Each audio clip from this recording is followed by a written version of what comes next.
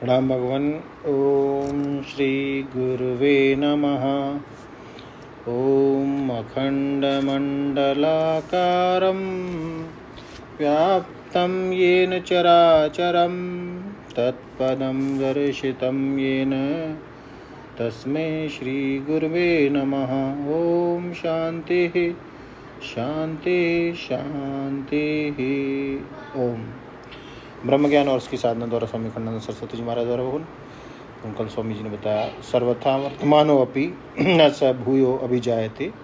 चाहे कैसी भी स्थिति में रहें उसका जन्म नहीं होता, जन्म मृत्यु से वह मुक्त है, तो स्वातंत्र की जीवन में प्राप्ति हो गई। अब एक बात और स्वामी जी ने बताई कि ध्यान करो। यदि विपर्य विशेष होवे और केवल ज्ञान और विवेक के से ही काम ना बने तो ज्ञान तो श्रवण मात्र से कार्यकारी हो गया और प्रकृति पुरुष विवेक जो है वह मनन से कार्यकारी हो गया और ध्यानेन यह निधिध्यासन से कार्यकारी हुआ। तो निधिध्यासन प्रधान क्या हुआ कि आत्मना आत्मनि आत्मानं पश्यन्ति। ध्यान करके विपर्य की निवृत्ति हो गई। अरे जो देखने वाला है वही देखा जाने वाला और वही सर्वाधिष्ठान है। आत्मनि अधिष्ठाने आत्मना प्रकाशेन आत्मानं ब्रह्मरूपम पश्यन्ति अनुभवन्ति। तो तीन बात हो गई। आपको यह सुनाया कि ब्रह्म ज्ञान तो एक ही होगा, ज्ञान ब्रह्म एक है, इसके लिए प्रक्रिया में भेद होता है। तो पहली प्रक्रिया सीधी औपनिषद तत्त्वमसि आदि वाक्य रूप है और दूसरी विविक्त आत्मैक्य ज्ञान रूप है और तीसरी प्रसंख्यान रूप है। ध्यान से विपर्य को दूर करो। पहले सुन लो।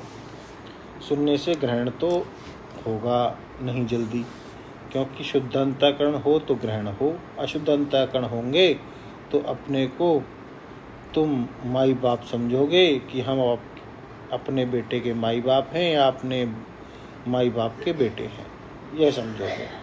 अपने को ब्रह्म नहीं समझोगे तो अपने को माई बाप समझने की आदत पड़ गई है या अपने को बेटा बेटी समझने की आदत पड़ गई है।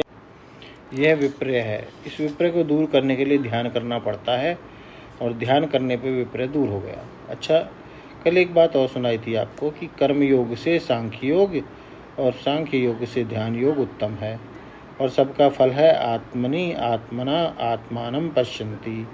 तो क्या यह दो तरह से है, कर्म योग से सांख्य योग और सांख्य योग से ध्यान योग, अथवा ये तीनों योग स्वतंत्र हैं, मुक्ति में फल में स्वतंत्र नहीं हैं? अविद्या की निवृत्ति में ये तीनों स्वतंत्र नहीं हैं। अविद्या की निवृत्ति तो ज्ञान से ही होती है, ज्ञान के सिवाय और किसी प्रकार अज्ञान की निवृत्ति नहीं होती। अंधकार को तो प्रकाश ही निवृत्त करता है। घट ज्ञान से जो कठिनाई है वह घट ज्ञान से ही निवृत्त होगी। विपर्य आदि की निवृत्ति के लिए साधना है। तो बोले भाई यह बात तो समझ में आई कि कर्म योग करने से अंतःकरण की शुद्धि हुई, अंतःकरण शुद्धि होने पर सांख्य योग से विवेक हुआ, विवेक होने पर ध्यान योग से आत्मदर्शन हुआ, परंतु ये तीनों स्वतंत्र नहीं हैं आत्मदर्शन में। यह कैसे कि ध्यानेन आत्मनि पश्यन्ति केचित् आत्मनि आत्मना अन्य सांख्येन योगेन कर्म योगेन च परे। यहाँ ज्ञाता ज्ञान और ज्ञेय की त्रिपुटी नहीं है। आत्मनि आत्मानं आत्मना पश्यन्ति, तो एक तो हुआ ध्यान योग, यह आत्मा का साधन है।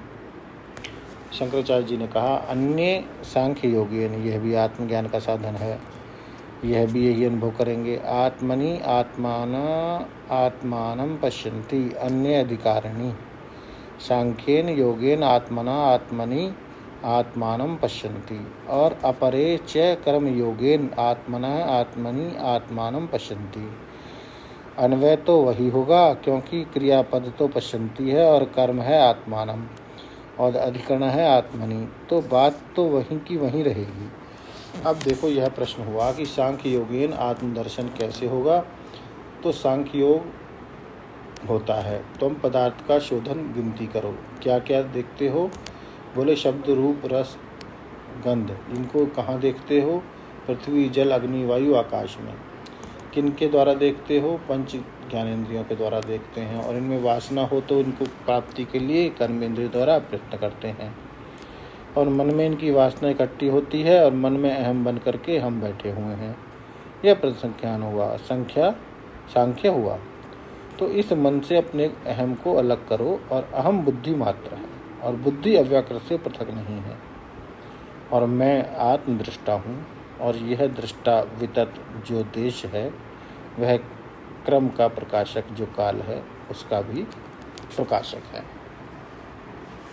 ओम शांति शांति शांति।